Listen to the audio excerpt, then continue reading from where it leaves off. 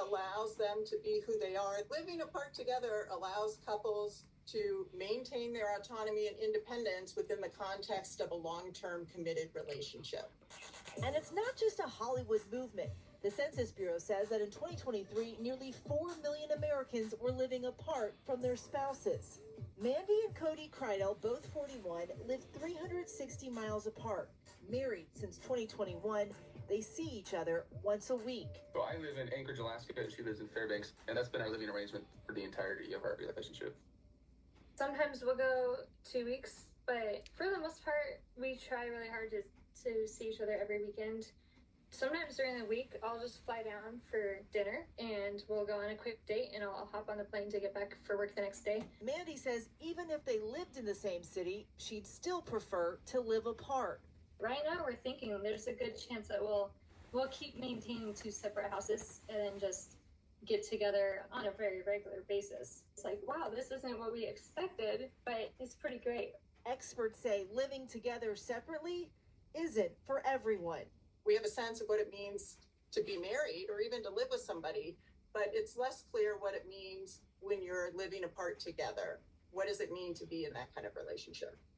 Filmmaker Sharon Hyman says she understands living a 15-minute drive away from her husband, David. We're about to celebrate our 26th anniversary of living happily ever apart.